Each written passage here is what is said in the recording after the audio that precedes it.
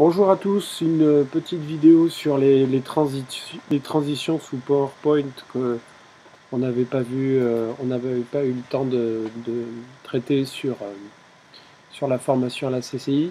Donc je reviens sur l'exercice qu'on a fait. Votre exercice sur les merveilles du monde, il est forcément plus complet que le mien, hein, mais c'est pas très... puisque par définition vous avez la page d'introduction avec les liens qui mènent, enfin, vous savez, les liens hypertextes qu'on a vu et qu'on a travaillé.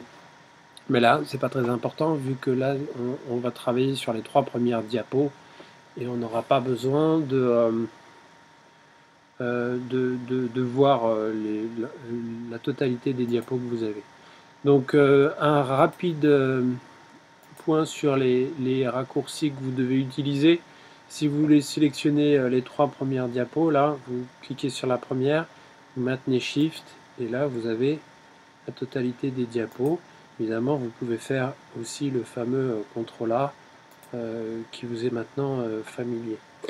Alors, le principe est simple, hein, dans l'interface, si vous voulez appliquer une transition à vos diapositives, évidemment, vous vous placez sur l'onglet transition, et là vous voyez quelques transitions, toujours le même principe de cette interface avec le petit triangle sur lequel vous appuyez pour dévoiler l'ensemble des effets qui sont disponibles, hein, souvenez-vous de ce qu'on avait vu avec les animations.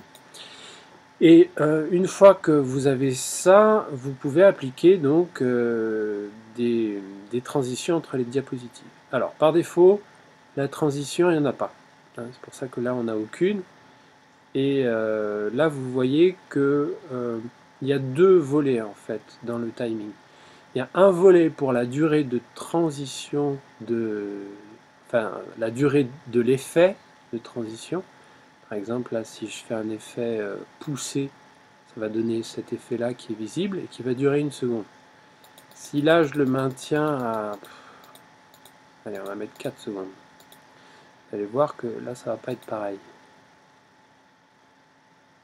Ok, bon, évidemment, vous n'allez pas mettre des transitions à 4 secondes sur vos présentations.